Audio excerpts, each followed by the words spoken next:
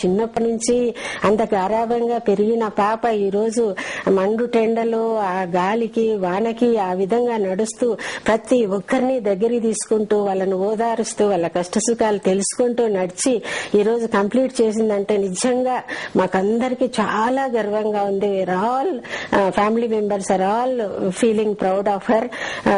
నిజంగా చాలా సంతోషకరమైన విషయము. ఈ పట్టుదల ఇదంతా కూడా కేవలం రాజశేఖర రెడ్డి ద్వారా వాళ్ళ పెంపకం ద్వారా వచ్చింది. రాజశేఖర రెడ్డి గారు కూడా చాలా కాలేజీ స్టూడెంట్స్ టైం నుంచి కూడా అందరినీ ప్రేమించే వాళ్ళు. ప్రజల కష్టసుఖాలైతే నేను ప్రజలకు సేవ చేయాలనే సంకల్పం చాలా ఉండేది రాజశేఖర రెడ్డి గారు. ఎంబీబీఎస్ చదివి రాగానే ఆయన హాస్పిటల్ కట్టించడం అయితేనేమి, కాలేజెస్ కట్టించడం అయితేనేమి, వాళ్లకు రాజకీయాల్లోకి రావాలి, ఏదో పదవులు పొందాలి, పదవులు అనుభవించాలి అనే ఉద్దేశం ఎక్కడా ఆయనకు లేదు. ఎంతసేపు రాష్ట్ర ప్రజలు కష్టపడకూడదు, వాళ్ళ కష్టాలను తీర్చాలి అనే దృఢమైన సంకల్పం ఆయనకుంది. కాబట్టి అన్ని సుగుణాలు ఆయనలో ఏవైతే ఉన్నాయో అవన్నీ పుణికిపుచ్చుకున్నట్టుగా జగన్ రెడ్డికి వచ్చాయి. అదే విధంగా పాపకు వచ్చింది.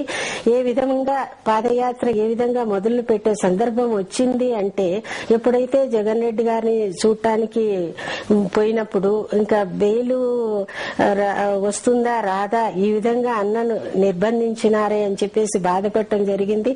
జగన్ రెడ్డి, నేను ఇక్కడ లోపల ఉన్నాను, మరి నా ప్రజలంతా ఏమవుతారు, వాళ్ళని తప్పకుండా నేను ఓదార్చాలి, వాళ్ళ మధ్యకు నేను వెళ్ళాలి, వాళ్ళ కష్టసుఖాలు నేను తెలుసుకోవాలి అని జగన్ రెడ్డి గారు ఎంతో ఆవేదన చెందినప్పుడు, అన్న నువ్వేం భయపడద్దన్నా, నేనున్నాను, నీ స్థానంలో నువ్వు పంపిన ఒక బాణంగా నేను వెళ్తున్నాను, నాయన దీవెనలు ఉన్నాయి, ఆ భగవంతుని దీవెనలు మనకున్నాయి, మనం మంచి చేస్తున్నాము, ప్రజల కష్టాలను మనము తెలుసుకోబోతున్నాము, ప్రజల మధ్యకి వెళ్లి నువ్వు పోలేదు అనే ఆలోచనను పెట్టుకోవద్దన్నా, నేను ప్రజల మధ్యలో నేను వెళ్తాను, నీ బదులు వాళ్ళ కష్టసుఖాలన్నీ నేను తెలుసుకుంటాను, మనమందరం కలిసి ఈ రాష్ట్ర ప్రజలకు ఏమైతే మనం చేయగలుగుతామో, నాన్న ఏవైతే ఎన్ని సంక్షేమ పథకాలు పెట్టి ఏవైతే ప్రజలను సుఖ సంతోషాలతో ఉంచాలనుకున్నారో, రాష్ట్ర ప్రజలందరికీ మంచి భవిష్యత్తుని ఇవ్వాలనుకున్నారో, అదే సంకల్పంతో నువ్వున్నావన్నా, నీ సంకల్పము నువ్వు లోపల ఉన్నావు కాబట్టి నువ్వు ఇప్పుడు నెరవేర్చలేకపోతున్నావు,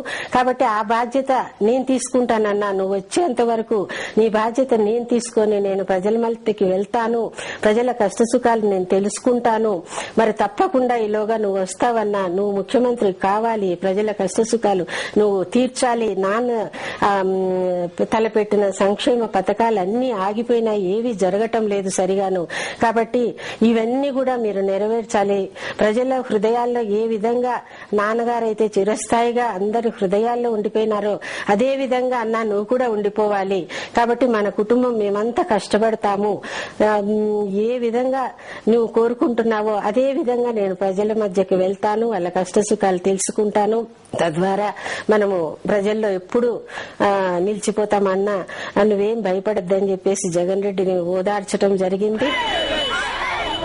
జగన్ను నిర్బంధించడం రాజకీయ శత్రువులకు తాత్కాలిక విజయమేనని అంటున్నారు వైఎస్ఆర్ కుటుంబ సభ్యులు.